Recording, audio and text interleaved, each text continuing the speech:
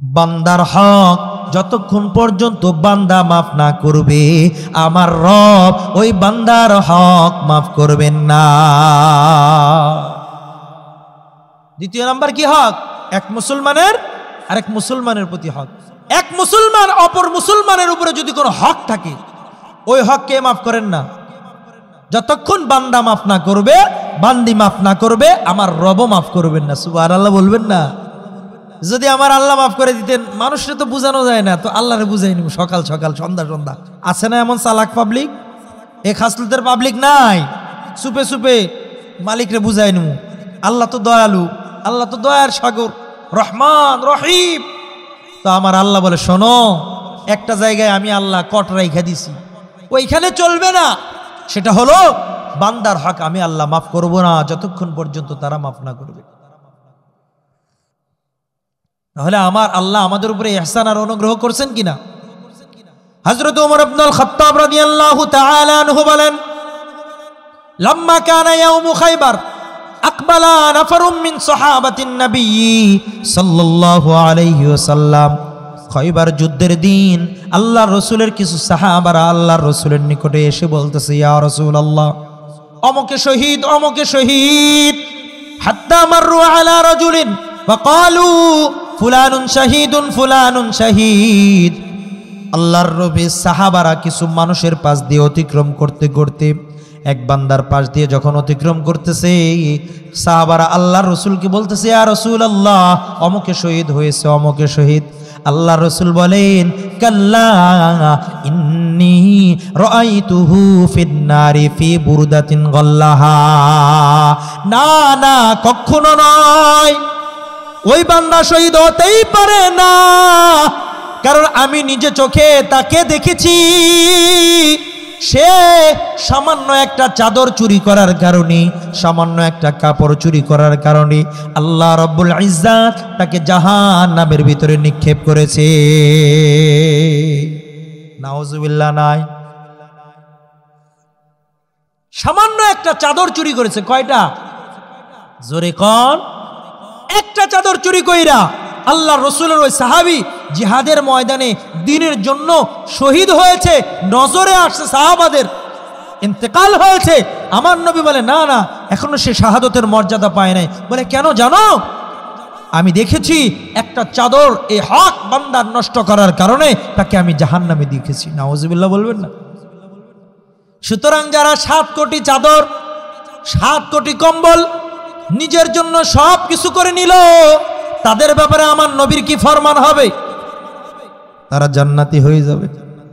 কি হবে? জাহান্নাম তাদের জন্যই হবে। ইসলামের জন্য প্রাণ দিল, জিহাদের ময়দানে ইন্তেকাল করার পরেও আমার নবী জানাইয়ে দিলেন, আমি তারে জাহান্নামে দেখেছি, এখনো সে শহীদ হয় নাই। তো আমি আর আপনি যদি কারো হক নষ্ট করি, চাই সেটা জারি হক হোক, আমার আল্লাহ আমাদেরকেও কিন্তু ছাড় দিবেন না।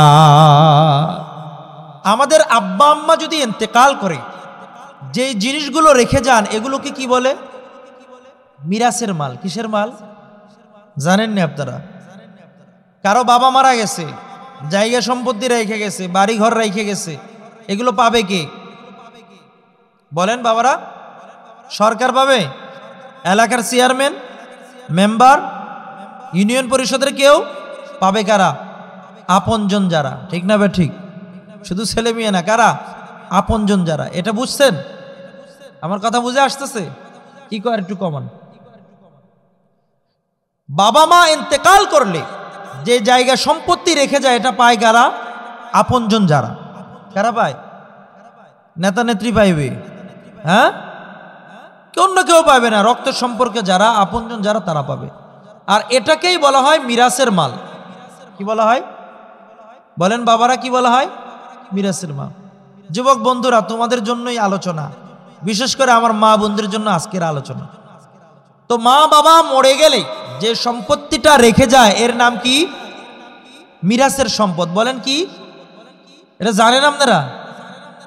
মিরাসের সম্পদ, এটা বুঝেন না? মা বাবা মারা গেছে, মৃত ব্যক্তির পরিত্যাজ্য সম্পদকেই তো মিরাসের সম্পদ বলে। এটা বুঝেননি? এটা বাংলা ভাষায় বুঝেন যে মৃত ব্যক্তির পরিত্যাজ্য রেখে যাওয়া যে সম্পদগুলো রয়েছে, এগুলো পাবে কারা? আপনজনরা। কারা? আপনজনরা। বা সবচাইতে যে জিনিসটা নিয়ে বর্তমান সময়ে বিপদে পড়তে হয় তার নাম হলো জায়গা জমিন। ঠিক না বে ঠিক? জায়গা জমিনের আলোচনা খুব কমই আমরা করি। আমরা খালি করি কবরের মাটির নিচের আর আসমানের উপরের। কি কন? আসমানের নিচে জমিনের উপরের এই আলোচনাও আমরা কম করি। আর জায়গা জমিন নিয়ে যে একটা মানে কৌতূহল আর একটা যে সমস্যা, এটাও আমরা কম করি। তাহলে আমরা এবার আজকে আলোচনা করব দুইটা বিষয় নিয়ে। এক নম্বর, আল্লাহর রাসূল বলেছেন যে যারা জমির সীমানা রদবদল করে এদের উপরে 24 ঘন্টা রবের লানত। নাউজুবিল্লাহ। কথা বুঝছেন কি বলছি? যারা সম্পদের জমির যে সীমানা রয়েছে এই খোটা যারা নড়াচড়া করে, আছে না এরকম আল্লাহওয়ালা? এদিকে মনে হয় নাই, আছে। জমির খোটা রাত্রে দিয়েছেন এক জায়গায়, ফজরের সময় আগে যায় দেখবেন তাহাজ্জুদের সময় উঠায়া আল্লাহর বান্দা ঠিক নিজের জায়গায় একটু বাড়ায় নিছে, আছে না এমন? আল্লাহ রসুল বলেন যে যারা এই খোটা নড়াচড়া করে জিকির করে, কি করে? জিকির করে খোটা নড়াচড়া কইরা, আল্লাহ তাআলার লানত তাদের উপরে 24 ঘন্টা বর্তায়। নাউজুবিল্লাহ বলবেন না? এই একটা। দ্বিতীয় নাম্বার, যারা নিজের জন্মদাতা মা বাবাকে লানত দেয়। কি দেয়? লানত দেয়। বুইরা তোর উপরে লানত, আমার কিছুই দিলি না। আছে না এমন আল্লাহওয়ালা পুত্র ছেলে মেয়ে? আছে না? আল্লাহ রসুল বলেন এদের উপরেও 24 ঘন্টা লানত। নাউজুবিল্লাহ বলবেন না? আরো দুইজন আছে, ওগুলা বললাম না, আজকে দুইটা নিয়ে আলোচনা। তাহলে এক নাম্বার, যারা জমির খতিয়ান নিয়ে নড়াচড়া করে এদের উপরে কয় ঘন্টা? 24 ঘন্টা লানত। কয় ঘন্টা? এটা এক নাম্বার। দুই নাম্বার, যারা মা বাবাকে গালমন্দ করে তাদের উপরে কয় ঘন্টা? দরকার আছে না নাই? এই আলোচনাগুলো আছে। কেমন আছে এটাই বুঝেন। আল্লাহ রাব্বুল ইজ্জাত তামাম কোরআনে হাকিমের ভিতরে যত বিধান নিয়ে আলোচনা করেছেন, কোরআনে হাকিমে মূল নীতি আলোচনা করেছেন। কি নীতি? মূল নীতি আলোচনা করেছেন, সূত্র আলোচনা করেছেন। শাখাগত যে মাসাইলগুলো আছে, যে বিধিবিধানগুলো আছে, ছোট ছোট যে বিধানগুলো, ওইগুলো আল্লাহ তাআলা নবীগণের মাধ্যমে উম্মতদেরকে শিখিয়েছেন। এই কথাটা বুঝছেন বাবারা? সংবিধানে কি আপনার ছোট বড় সব কিছু দেয়? সংবিধান প্রণয়ন হয় মৌলিক বেসিক মূল যেই বিধান দরকার রাষ্ট্রকে সুন্দর করার জন্য, সেগুলো আলোচনা হয়। ঠিক না বে ঠিক? কিন্তু এর শাখাগতগুলো ইউএনএ মহোদয়, এরপর ডিসি সাহেব, ওসি সাহেব, এসপি সাহেব, ইনারা আমাদেরকে বুঝায়। ঠিক না? তো আল্লাহ রাব্বুল ইজ্জাত কোরআনে হাকিমে 6666 মতন্তরে যে আয়াত দিয়েছেন, কয় হাজার? 6666 মতন্তরে। এর ভিতরে আমরা পাবলিকই তো আছি 18 কোটি। কি বলেন? বাংলাদেশে কয় কোটি? 18 কোটি। তামাম বিশ্বে হলো 700 কোটি। তাহলে কোরআনে হাকিমের ভিতরে সূরার আয়াত আছে কয়টা? 6000। আর তামাম পৃথিবীতে মানুষ আছে কত? 700 কোটির উপরে। কয়শো কোটি? তো এক আয়াত, এক বিধান দিয়েও যদি মানুষকে আমরা হিসাব করে ভাগ করে দিই হবে? তো তার মানে মানুষ যত বেশি থাকুক, মৌলিক বিধানগুলো কোরআনে হাকিমে আল্লাহ বর্ণনা করেছে। সুবহানাল্লাহ। এবং এক একটা মৌলিক বিধান যদি 700 কোটি মানুষও নিজের জন্য প্রয়োগ করতে চায়, তারপরেও যদি আরো 700 কোটি আসে, দ্বিগুণ আসে, ট্রিপল দ্বিগুণ আসে, এরপরেও একটা মৌলিক বিধান তারা খেয়ে দিয়ে শেষ করতে পারবে। সুবহানাল্লাহ বলে। তো বাপ জানেরা, কোরআনে হাকিমে মৌলিক জিনিসগুলো আল্লাহ তাআলা কি করেছেন? বর্ণনা করেছেন। শাখাগত ছোট ছোট মাসলাগুলো, ওযু ভাঙ্গার কারণ, নামাজ ভাঙ্গার কারণ, এগুলো কোরআনে হাকিমে কি নাই? উল্লেখ নাই। কোরআনে হাকিমে আছে নামাজ পড়ো, শুরুতে নামাজ পড়ো, শেষে নামাজ পড়ো, দিনের মধ্যবর্তীতে নামাজ পড়ো। সুবহানাল্লাহ বলবেন না? কিন্তু এর মাঝে কয় রাকাত নামাজ, কেমনে পড়বেন, এ সব কিছু আল্লাহ তাআলা নবীর মাধ্যমে শিখিয়ে দিয়েছেন। সুবহানাল্লাহ। তবে রে নন্দীগ্রামের বাপজানরা আমার, আল্লাহ রাব্বুল আলামিন সকল বিধানগুলোকে আল্লাহ তাআলা মৌলিকভাবে কোরআনে হাকিমে বর্ণনা করে দিয়েছেন। কিন্তু একটা বিধান রয়েছে, যে বিধানের টুটা ফাটা ছোট বড় সকল মাসলাগুলো আল্লাহ রাব্বুল ইজ্জাত নবীদের মাধ্যমে বান্দাদেরকে তালিম দেন নাই। আল্লাহ তাআলা নিজেই বান্দা বান্দিকে ওই বিধানের ব্যাপারে খুঁটিনাটি ছোট বড় সকল মাসলাগুলো নিজে কুদরতি ভাবে কালামুল্লাহ কোরআনে হাকিমের ভিতরে বিশদভাবে বর্ণনা করে দিয়েছেন। আর তার নাম হলো মিরাসের সম্পত্তির বন্টন নীতি। মানুষ মারা গেলে তার সম্পদ কিভাবে বন্টন করা হইবে, ওই জিনিসটা আল্লাহ টুটা ফাটা ছোট বড় প্রত্যেকটা আত্মীয়র নাম ধরে ধরে কে কতটুকু পাইবে, কার কতটুকু অংশ হইবে, আল্লাহ রব্বুল ইজ্জাত কোরআনে হাকিমে 1 থেকে 1.5 পৃষ্ঠা যাবত বিশদভাবে বর্ণনা করে দিয়ে এই কথাই বান্দা বান্দিকে বুঝিয়েছেন, শোনো শোনো, অন্যান্য বিধান আমি রবের কাছে যতটা গুরুত্ব রাখে এর চাইতেও দ্বিগুণ দ্বিগুণ গুরুত্ব রাখে মৃত ব্যক্তির রেখে যাওয়া সম্পদ বন্টন করার পদ্ধতির বিধান। এই কারণে আমি আল্লাহ নবীদের মাধ্যমে তোমাদেরকে তালিম দিই না, শিক্ষা দিই নাই, বরং আমি রব নিজেই নিজে তোমাদের প্রত্যেকটা আত্মীয়দের কার কতটুকু অংশ হইবে অংশ হারে আমি আল্লাহ কোরআনে কারিমে তোমাদের জন্য বর্ণনা করে দিয়েছি। 1 পৃষ্ঠা যাবত আল্লাহ তাআলা বোন কত পাইবে, ফুপু কত পাইবে, স্ত্রী কত পাইবে, মা কত পাইবে, বাবা থাকলে বাবা কত পাইবে, ভাতিজা কত পাইবে, চাচা কত পাইবে, দাদা কত পাইবে। তাহলে আমরা বুঝতে পারি আল্লাহ তাআলা কোরআনে হাকিমে শুধুমাত্র একটা বিধানকে তাফসীলান ব্যাখ্যা সহকারে পুঙ্খানুপুঙ্খানুভাবে শাখাগতভাবে ছোট বড় প্রত্যেক আত্মীয়র নাম ধরে ধরে যে বিধানটাকে বিশদভাবে বর্ণনা করেছেন তার নাম হলো মৃত ব্যক্তির রেখে যাওয়া পরিত্যাজ্য সম্পদ মিরাসের বন্টন নীতি। আল্লাহু আকবার। কিন্তু রে মুমিন মুসলমান, বড় আফসোস, আমি আর আপনি যদি দেখি বাংলার জমিনে মানুষ যখন মৃত্যুবরণ করে, ওই মানুষের মৃত্যুবরণ করার পর কাফন দাফন যখন হয়ে গেছে, সর্বপ্রথম আমি আর আপনি পরামর্শ বসি কিভাবে দাওয়াত করা যায়, কিভাবে মহিষ মারা যায়, গরু মারা যায়, কিভাবে মানুষকে বেশি সমাগম কইরা দেখানো যায়। আমরা বাবারে বড় মহাব্বত করি, আমরা চাচারে বড় মহাব্বত করি, আমরা এলাকার লোকজন তাকে অনেক ভালোবাসি, কিন্তু সবচাইতে আহাম আর গুরুত্বের যেই জিনিসটা ছিল তার নাম হলো মৃত ব্যক্তির কাফনের পরে সর্বপ্রথম যে কাজটা করবা তার নাম তার রেখে যাওয়া সম্পদগুলোকে সুন্দরভাবে বন্টন করে ওই মৃত ব্যক্তিকে আল্লাহর গজব থেকে বাঁচানো। কিন্তু আফসোস, 10 বছর চলে যায়, 20 বছর চলে যায়, প্রাপ্য যারা রয়েছে, যারা হকদার, তারা বাবার সম্পত্তি পায় না, মায়ের সম্পত্তি পায় না, চাচার সম্পত্তি পায় না, শ্বশুরের সম্পত্তি পায় না। এমন বাংলার জমিনে নাই বাবারা? আছে না নাই? একটু রিভাব বাড়ায় দাও। পাইলেও দেয় না, করতেছে পাইলেও দেয় না। অথচ রে মুমিন মুসলমান, ইসলামের পক্ষ থেকে একজন মুসলমান, তার উপরে ইসলামের কর্তৃক 2টা বড় বড় দায়িত্ব রয়েছে। 1 নাম্বার দায়িত্বটা হলো অনেক গুরুত্বপূর্ণ দায়িত্ব, গুরুত্বপূর্ণ হক। আর 2য় নাম্বার হলো জটিল হক। বলেন তো বাপজান, 1 নাম্বার কি হক? গুরুত্বপূর্ণ হক। বলেন কি হক? একটু হাত জাগায় বলেন কি হক? 1 নাম্বার, ইসলামের পক্ষ থেকে এক মুসলমান আরেক মুসলমানের জন্য 2টা বড় বড় হক। একটা হলো বান্দা তার রবের সঙ্গে হক, আর 2য়টা হলো এক মুসলমান আরেক মুসলমানের সঙ্গে হক। যেটা হলো অত্যন্ত গুরুত্বপূর্ণ তা হলো বান্দা তার স্রষ্টার সঙ্গে যে হক রয়েছে ওই হক পালন করার নাম হলো গুরুত্বপূর্ণ হক। 1 নাম্বার হকের নাম হলো গুরুত্বপূর্ণ হক। সেটা কি? আল্লাহ আর বান্দার ভিতরে, সুবহানাল্লাহ কর না, স্রষ্টা আর সৃষ্টির ভিতরে হক।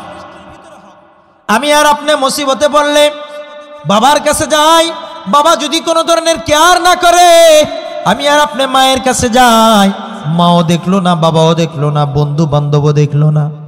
এবার আমি আর আপনি সর্বশেষ বলি, যাও যাও, তোমরা না দেখলে কি হবে, আমার সঙ্গে একজন আছে, তিনি কে? বলি কিনা আমরা? তাহলে সর্বশেষে আমরা কারে ধরি? আল্লাহকে ধরি। অথচ ধরার দরকার ছিল কি সর্বপ্রথম? এই মুসিবতে পড়ার আগেও তিনি আমার রব, মুসিবতে পড়ার পরেও তিনি আমার রব। আল্লাহু আকবার বলবেন না? তো এক নাম্বার গুরুত্বপূর্ণ মুসলমানের হক হলো আল্লাহর সঙ্গে কার সঙ্গে? বলে সেটা আবার কি?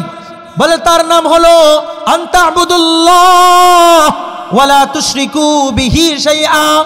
আল্লাহর ইবাদত করবি রে বান্দা, আল্লাহর সঙ্গে কাউকে অংশীদার সাব্যস্ত করবি না।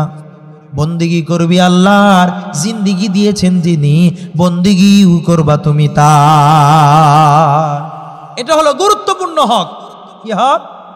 গুরুত্বপূর্ণ হক। এটা নিয়ে আজকে আলোচনার সময় নেই। দ্বিতীয় নাম্বার যে হক রয়েছে জটিল হক। কি হক? জটিল হক, অত্যন্ত জটিল হক, যেই হকটাকে আমার রব মাফ করেন না, তার নাম হলো বান্দার হক। যতক্ষণ পর্যন্ত বান্দা মাফ না করবে, আমার রব ওই বান্দার হক মাফ করবেন না। দ্বিতীয় নাম্বার কি হক? এক মুসলমানের আরেক মুসলমানের প্রতি হক। এক মুসলমান অপর মুসলমানের উপরে যদি কোনো হক থাকে, ওই হক কে মাফ করেন না?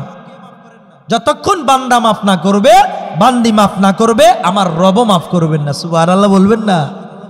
যদি আমার আল্লাহ মাফ করে দিতেন, মানুষের তো বোঝানো যায় না, তো আল্লাহরে বুঝাই নিব সকাল সকাল সন্ধ্যা সন্ধ্যা। আছে না এমন চালাক পাবলিক? এ খাসলতের পাবলিক নাই? সুপে সুপে মালিকরে বুঝাই নিব। আল্লাহ তো দয়ালু, আল্লাহ তো দয়ার সাগর, রহমান রহিম। তো আমার আল্লাহ বলে, শোনো, একটা জায়গায় আমি আল্লাহ কট রাইখা দিছি, ওইখানে চলবে না। সেটা হলো বান্দার হক আমি আল্লাহ মাফ করব না যতক্ষণ পর্যন্ত তারা মাফ না করবে। তাহলে আমার আল্লাহ আমাদের উপরে ইহসান আর অনুগ্রহ করছেন কিনা? হযরত ওমর ইবনুল খাত্তাব রাদিয়াল্লাহু তাআলা আনহু বলেন, লাম্মা কানা ইয়াউমু খায়বার আকবালা নাফারুম মিন সাহাবাতিন নবী সাল্লাল্লাহু আলাইহি ওয়াসাল্লাম। খয়বার যুদ্ধের দিন আল্লাহর রাসূলের কিছু সাহাবারা আল্লাহর রাসূলের নিকটে এসে বলতেছে, ইয়া রাসূলুল্লাহ, অমুকে শহীদ, অমুকে শহীদ। হাত্তা মাররু আলা রাজুলিন ফাকালু ফুলানুন শাহীদুন, ফুলানুন শাহীদ। আল্লাহর নবী সাহাবারা কিছু মানুষের পাশ দিয়ে অতিক্রম করতে করতে, এক বান্দার পাশ দিয়ে যখন অতিক্রম করতেছে, সাহাবারা আল্লাহর রাসূলকে বলতেছে, ইয়া রাসূলুল্লাহ, অমুকে শহীদ হয়েছে, অমুকে শহীদ। আল্লাহর রাসূল বলেন, কাল্লা ইন্নী রাআইতুহু ফিন নারি ফি বুরদাতিন গাল্লাহা। না না, কখনো নয়, ওই বান্দা শহীদ হতেই পারে না, কারণ আমি নিজে চোখে তাকে দেখেছি। সে সামান্য একটা চাদর চুরি করার কারণে, সামান্য একটা কাপড় চুরি করার কারণে আল্লাহ রাব্বুল ইজ্জাত তাকে জাহান্নামের ভিতরে নিক্ষেপ করেছে। নাউজুবিল্লাহ। নাই, সামান্য একটা চাদর চুরি করেছে। কয়টা? জোরে কোন? একটা চাদর চুরি কইরা আল্লাহর রাসূলের ওই সাহাবী জিহাদের ময়দানে দ্বীনের জন্য শহীদ হয়েছে, নজরে আসছে, সাহাবাদের ইন্তেকাল হয়েছে। আমার নবী বলে, না না, এখনো সে শাহাদতের মর্যাদা পায় নাই। বলে, কেন জানো? আমি দেখেছি একটা চাদর এই হক বান্দার নষ্ট করার কারণে তাকে আমি জাহান্নামে দেখেছি। নাউজুবিল্লাহ বলবেন না? সুতরাং যারা 7 কোটি চাদর, 7 কোটি কম্বল নিজের জন্য সব কিছু করে নিল, তাদের ব্যাপারে আমার নবীর কি ফরমান হবে? তারা জান্নাতি হয়ে যাবে। কি হবে? জাহান্নাম তাদের জন্যই হবে। ইসলামের জন্য প্রাণ দিল, জিহাদের ময়দানে ইন্তেকাল করার পরেও আমার নবী জানাইয়া দিলেন, আমি তারে জাহান্নামে দেখেছি, এখনো সে শহীদ হয় নাই। তো আমি আর আপনি যদি কারো হক নষ্ট করি, চাই সেটা জারি হক হোক, আমার আল্লাহ আমাদেরকেও কিন্তু ছাড় দিবেন না। সুতরাং কারো হক যদি আমি আর আপনি নষ্ট করি, চিন্তা করার দরকার আছে না নাই? মোহতারম হাজিরিন, মৃত ব্যক্তির রেখে যাওয়া সন্তান সন্ততির ভিতরে যেমন ছেলের হক আছে, মেয়ের হক আছে না নাই? আছে না নাই? হযরতে জাবের রাদিয়াল্লাহু তাআলা আনহু বলেন, উম্মে কুজ্জা নামক একজন আল্লাহর বান্দি আল্লাহর নবীর কাছে এসে বলতেছেন, ইয়া রাসূলুল্লাহ, ইন্নালি ইবনাতাইন, ইন্নালি বিনতাইন ওয়াকাদ মাতা আবুহুমা আমার দুইটা কন্যা সন্তান রয়েছে আর তার বাবা মারা গেছে। ওগো আল্লাহর নবী, আমার স্বামীর দুইজন চাচাতো ভাই ছিল, সুয়াইদ এবং আরফাজা। তারা দুইজন এসে বলতেছে আমার সন্তান যেহেতু অনেক ছোট, কোনো ধরনের কাজ করতে পারে না, কোনো ধরনের ইনকাম করতে পারে না, সুতরাং জমি জায়দাদ তাদের দরকার নাই। এই কারণে তারা দুইজন ভাগ বটোয়ারা করে সবকিছু নিয়ে নিয়েছে। লাইসা লাহুমা শাইউন, আমার ওই দুই কন্যাকে সামান্য সম্পদ দেয় নাই। নাউজুবিল্লাহ বলবেন না?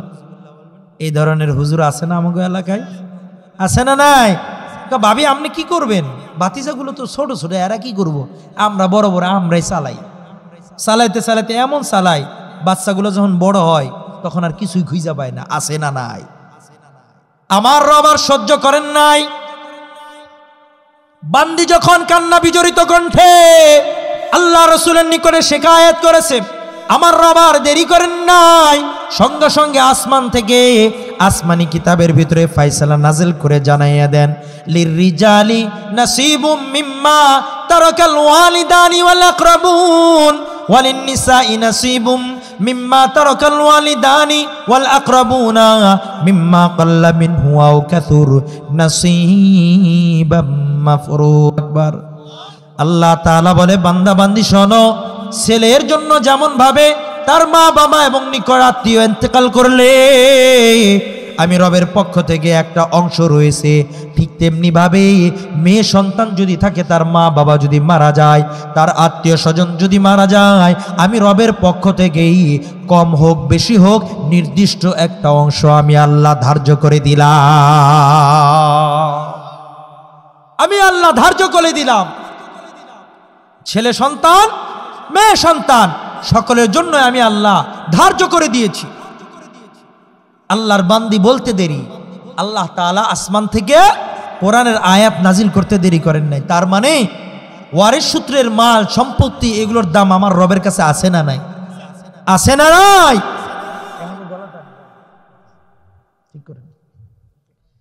তো মুহতারাম হাজিরিন, সন্তান ছেলে হোক মেয়ে হোক উভয়ের জন্য আল্লাহ তাআলা মিরাসের সম্পত্তি নির্ধারণ করে দিয়েছেন। আলহামদুলিল্লাহ বলবেন না? তাহলে আমরা এই পর্যন্ত বুঝলাম যে মিরাস এমন একটা মৃত ব্যক্তির পরিত্যাজ্য সম্পদ, এমন একটা গুরুত্বপূর্ণ বিষয় যে আল্লাহ রাব্বুল ইজ্জাত অন্য বিধানকে যতটুকু না খোলামেলা করে বর্ণনা করেছেন, এর চাইতে বেশি খোলামেলা করে বর্ণনা করেছেন মৃত ব্যক্তির রেখে যাওয়া সম্পত্তিকে। এতটুকু বুঝলাম। এরপরে আমরা বুঝলাম যে আল্লাহ তাআলা বান্দাদের উপরে দুইটা হক দিয়েছেন, একটা গুরুত্বপূর্ণ আর একটা জটিল। জটিল হক যেটা, সেটার নাম হলো বান্দার হক। বান্দা যতক্ষণ মাফ না করবে আল্লাহ মাফ করবেন না। চাই দিনের জন্য সে যদি শহীদও হয়ে যায়, আল্লাহ তারে মাফ করবেন না। আরেকটা বুঝলাম, ছেলে এবং মেয়ে উভয়ের জন্য আল্লাহ নির্ধারিত অংশ রেখেছেন। আলহামদুলিল্লাহ। ওরে মুমিন মুসলমান, এবার আমরা বুঝার চেষ্টা করি, আত্মীয় স্বজন কেউ যদি মারা যায়, তার যে রেখে যাওয়া যতগুলো সম্পদ রয়েছে, চাই সেটা ব্যবহৃত সম্পদ হোক অথবা আস্থাবর স্থাবর হোক, সব ধরনের সম্পত্তির প্রত্যেকটা পাই টু পাই তার আত্মীয় স্বজন সন্তানাদি যারা রয়েছে প্রত্যেকেই তার সঙ্গে সম্পৃক্ত। আপনি মনে করবেন বড় ভাই চাদরের লগে সম্পৃক্ত আর ছোট ভাই জুতা, না। চাদর যেমন 3 ভাই থাকলে 3 ভাইয়েরই সম্পর্ক আছে, 2 মেয়ে থাকলে এদেরও সম্পর্ক আছে, জুতার ভিতরে সবাই সম্পর্ক থাকবে। কথা বুঝেন নাই? যা রেখে গেছে গোলবাকরি কইরা সবগুলোর ভিতরে প্রত্যেকটা সন্তান সন্ততি আত্মীয় স্বজনের হক রয়েছে। সুবহানাল্লাহ বলেন। আমি আপনার বড় ভাই হয়েছি বলে ভালো ভালো জিনিস আমার, ছোট ভাই যারা রয়েছে তাদের জন্য ছোট ছোট না, না। আল্লাহ তাআলা বলে, বান্দা মৃত ব্যক্তি যা কিছু রেখে গিয়েছে 100% প্রত্যেকটা আত্মীয় স্বজন তার সঙ্গে সম্পৃক্ত। আল্লামা মুফতি জাস্টিস তকি উসমানী দামাত বারকাতুহুম সারা বিশ্বের ভিতরে অন্যতম একজন মুসলিম পারসন। তিনার বাবা ছিলেন শিব্বির আহমদ উসমানী রহমতুল্লাহি আলাইহি।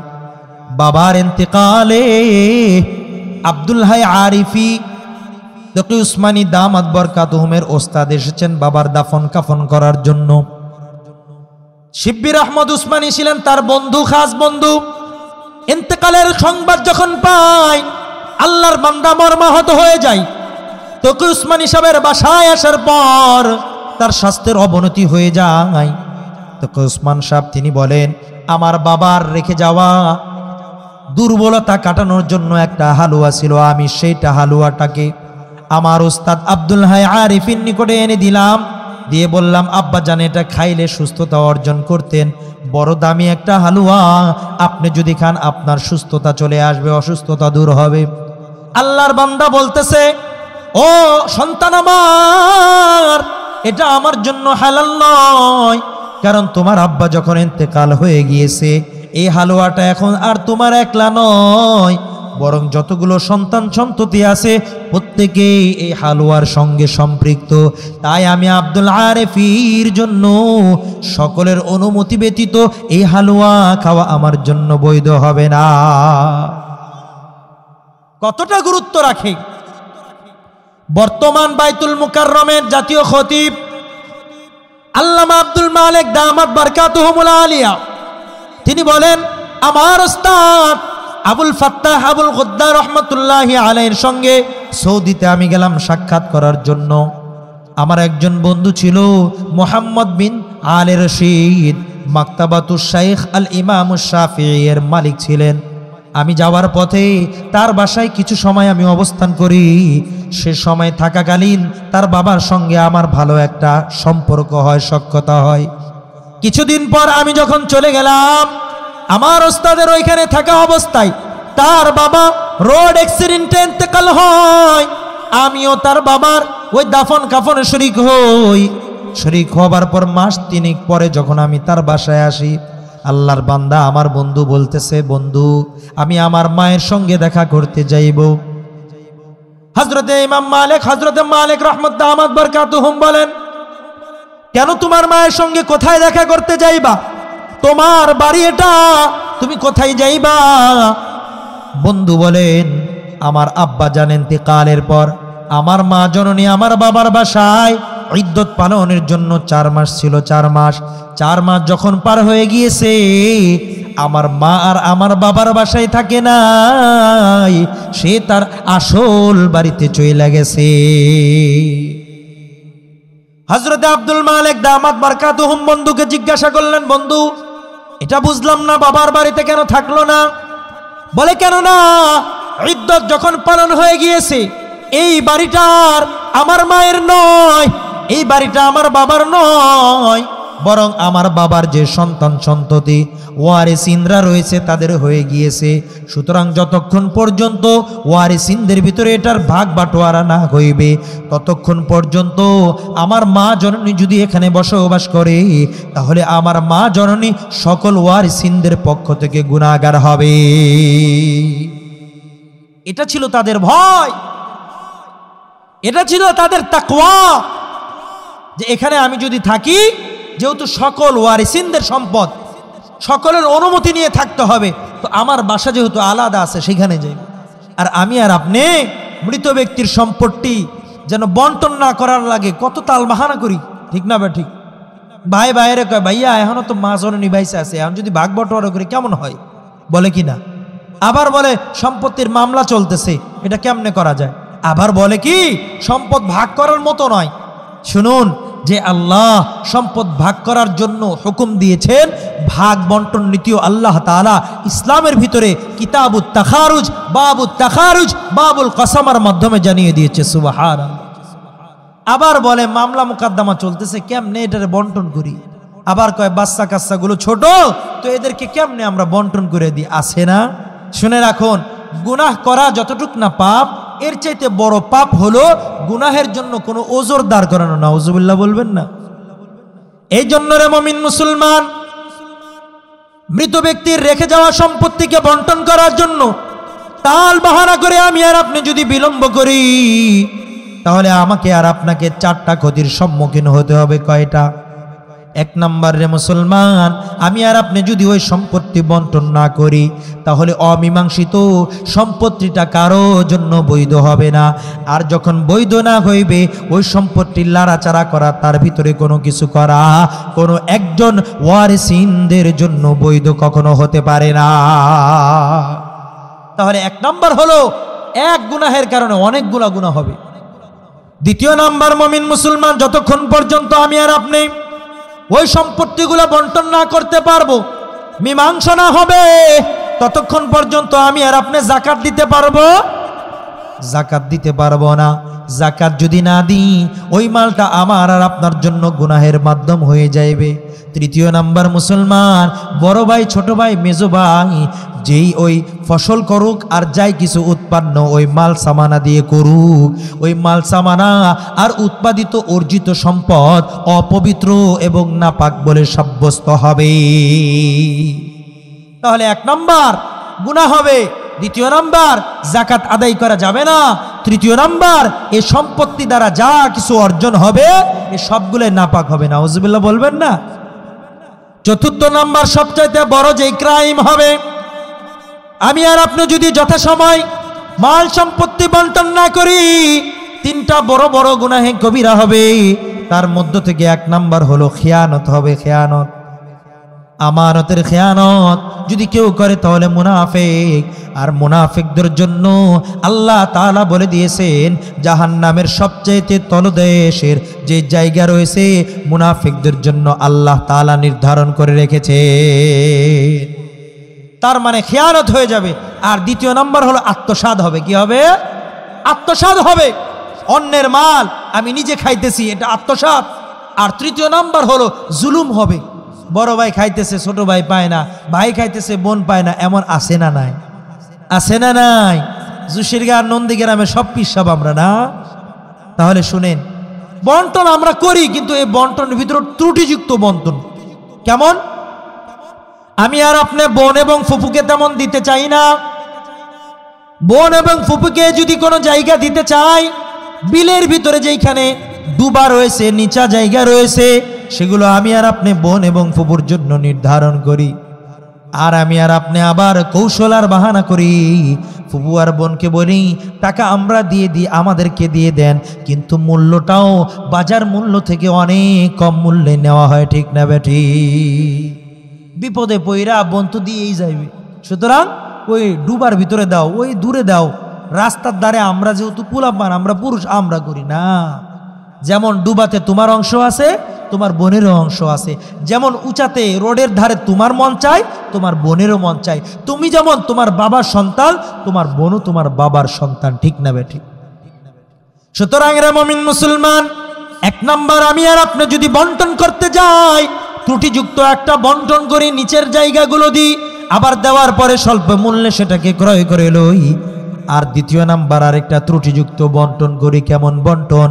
আমি আর আপনি যদি মা বাবা ইন্তেকালের পরে বোনের বাসায় ফুবুর বাসায় যদি ঈদের উপহার উপঢৌকন দিই, অথবা তারা আসলে যদি তাদের আদর আপ্যায়ন করি, যেই খরচগুলো হয় তাদের ওয়ারিসিনের যে সম্পত্তি রয়েছে সেইখান থেকে অনেক কুলাঙ্গারগুলো আবার কেটে রাখে। ঠিক না বেটি?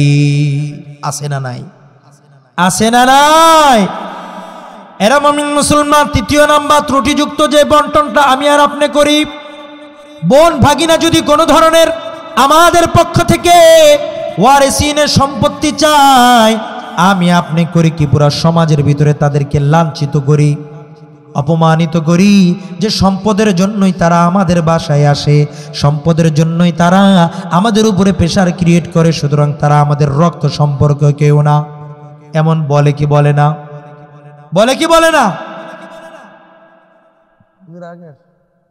সাউন্ড খুব টানতেছে, মজা পাইতেছে। সাউন্ড ঠিক করে, খুব টানতেছে। দেন যেটা দেওয়ার দেন, বরকত দিয়ে দেন। সুবহানাল্লাহ বলেন। তাহলে তৃতীয় নাম্বার যে উল্টা পাল্টাটা আমরা করি সেটা কি? বোন ভাগিনা যদি ওয়ারেসের মাল চায় তো আমরা কি করি? মুখটা বাজার করে ফেলি। ঠিক না ঠিক? এমনও পরিবার আছে সম্পর্কটা ছিন্ন করে ফেলি। অথচ রে মুসলমান, যে আল্লাহ রাব্বুল ইজ্জাত সম্পর্ক জোড়ায় রাখার জন্য আদেশ করেছেন, ফরজ করে দিয়েছেন, ওয়া আতিদাল কুরবা হাক্কাহু, নিকট আত্মীয়দেরকে তাদের হক আদান প্রদান করো এবং তাদের সঙ্গে সৎ ব্যবহার করো।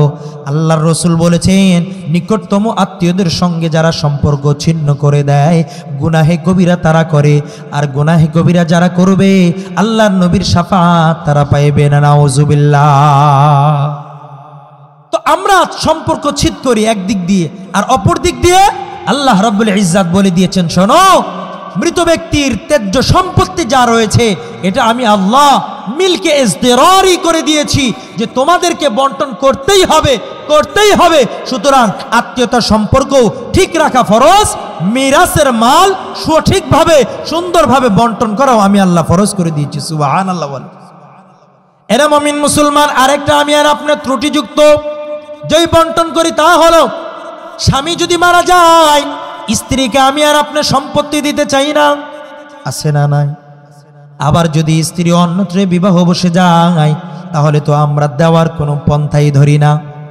আবার কেউ কেউ সামান্য কিছু দিলে দেয়, স্থাবরে দেয়, অস্থাবর টাকা পয়সাতে দেয় না, এমন পাবলিক আছে না নাই? ওরে মুমিন মুসলমান, আরেকটা ত্রুটিযুক্ত আমি আর আপনি যে বন্টন করি তার নাম হলো, আমি আর আপনি জায়গা সম্পত্তি বন্টন করি, কিন্তু বাবা আর মা ব্যবহৃত যে সাজো সামান রয়েছে, কাপড় চোপড়, মোবাইল, গাড়ি ইত্যাদি যা কিছু রয়েছে সেগুলাকে আমি আর আপনি ভাগ না কইরে আমি সৎকা করার পাগলামি দেখাই, আছে না নাই? সব কিছু সৎকা করে দিতেছে, অথচ ওয়ারিসিন আরো যে ভাইরা আছে এদেরকে কিছু বলেও না, আছে না নাই? না না না না, প্রত্যেকটা জিনিসে প্রত্যেকটা ভাই বোনের অংশ আছে।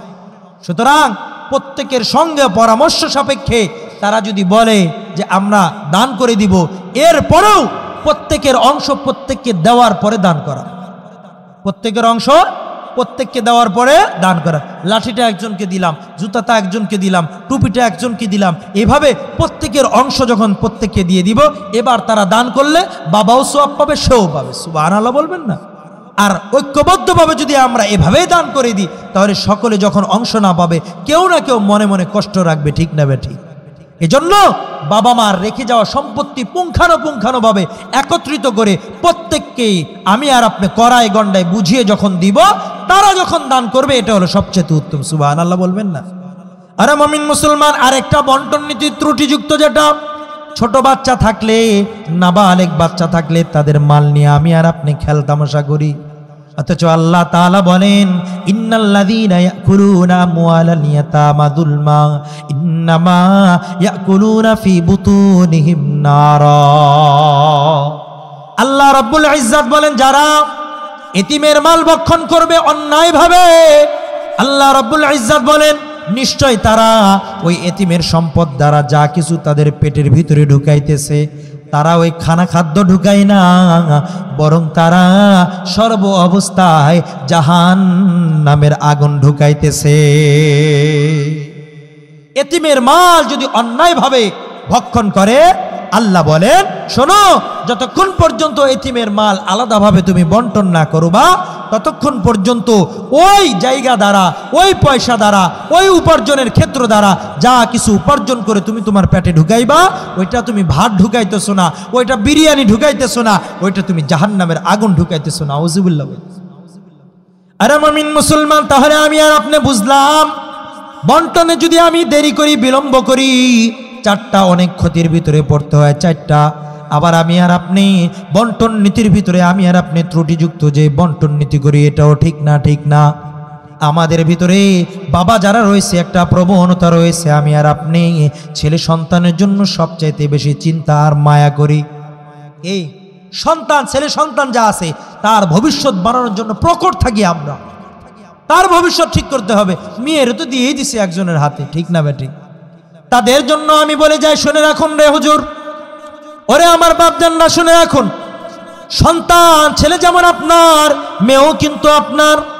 মেয়ের জন্য আমি আর আপনি চিন্তা করি না, বরং সন্তানের জন্য সব কিছু লিখে দিয়ে যায় ছেলের জন্য।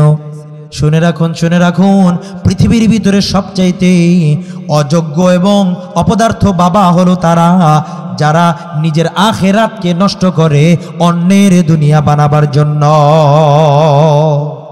আল্লাহ তাআলা বলেন ওয়ালা তানসা নাসিবাকা মিনাদ দুনিয়া, তুমি যাই করো যাকেই দাও তুমি তোমার দুনিয়ায় তোমার অংশকে ভুলিও না। তোমার অংশ ঠিক রেখে সন্তানকে যতটুকু দেওয়ার দাও। আর সব কিছু যখন তুমি সন্তানকে দিয়ে দিবা, তোমার সন্তান তোমার সন্তানের বউয়ের তোমার পুত্রবধূর ফুসিংয়ে পড়ে, তোমার পুত্রবধূর কৌশলে পড়ে তোমার বিরুদ্ধে চলে আসবে। সে সময় তুমি আগা আর মাথা কোনো কিছুই খুঁজে পাবে না। এমন হয় কি হয় না? এজন্যই নিজের সম্পত্তি নিজের আগে করে সন্তানকে যতটুকু দেওয়ার ততটুকু দেওয়া, সর্বোচ্চ না দিয়ে নিজের সম্পত্তি ঠিক রেখে তাদেরকে সামান্য দেওয়া। কারণ মৃত্যুর পূর্বে সন্তান যদি পথহারা গোমরা হয়ে যায়, লাঞ্ছিত হয়ে যায়, তাহলে আপনার কিন্তু আর কোনো বেড়া থাকবে না, ঠিক না ঠিক? এর জন্য মুমিন মুসলমান ছেলে সন্তানের ভবিষ্যৎ বানানোর জন্য আপনি যদি আপনার আখিরাতকে নষ্ট করেন, তাহলে আপনার মতো বোকা কেউ না। সন্তানের জন্য আপনি দিবেন, কিন্তু তার যতটুকু রয়েছে মেয়ের জন্য আপনি দিবেন, মেয়ের